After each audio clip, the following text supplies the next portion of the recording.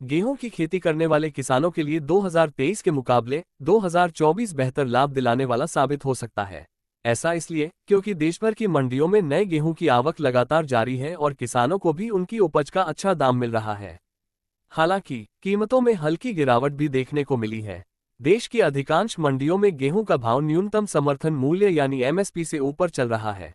कुछ मंडियों में दाम 6,000 रुपये क्विंटल तक पहुंच गए हैं, जिससे किसान खुश दिखाई दे रहे हैं।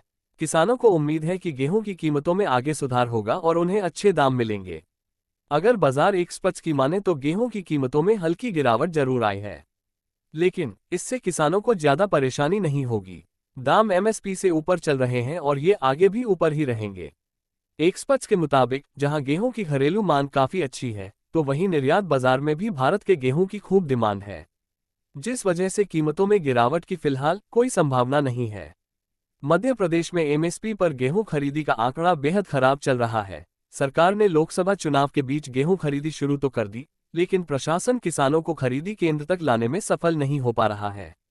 नतीजा यह है कि प्रदेश में टारगेट से 10% गेहूं की खरीदी भी अब तक नहीं हो पाई है। किसान खरीदी केंद्र में हो रही परेशानी को देखते हुए घाटे में खुले बाजार में गेहूं बेचने को मजबूर हो गए हैं। दरअसल कभी किसानों की चहलकदमी से गुलजार रहने वाले गेहूं खरीदी केंद्र इस बार सुनसान पड़े हुए हैं। किसानों का कहना है कि इस बार गेहूं खरीदी के लिए प्रशासन ने सख्त नियम बना दिए हैं। गेहूं की गुणवत्ता की बारीकी से जांच की जा रही है।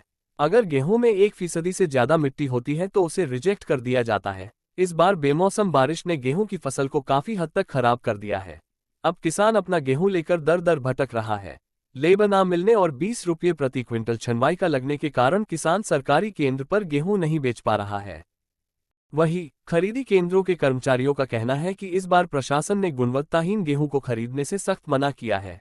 केवल उच्च गुणवत्ता वाला गेहूं ही खरीदे जाने के दिशा निर्देश हैं।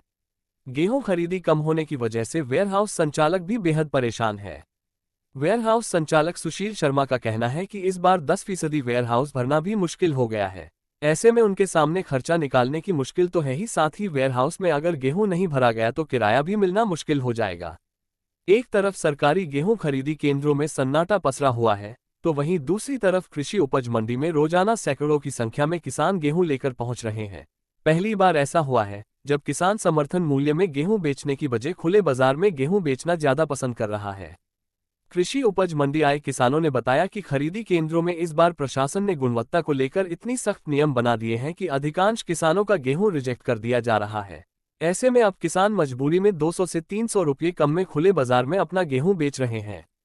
चालू सप्ताह के आरंभिक कारोबारी दिन शिकागो का बेंचमार्क गेहूं वायदा करीब 3% लुढ़क गया। कारोबारियों और विश्लेषकों ने कहा कि वर्षा का पूर्वानुमान होने तथा रूस में फसल की स्थिति में सुधार होने की संभावना से गेहूं में पिछले 7 दिनों से चल रही तेजी पर ब्रेक लग गया। इससे हार्ड रेट विनर गेहूं की कीमतों को समर्थन मिल रहा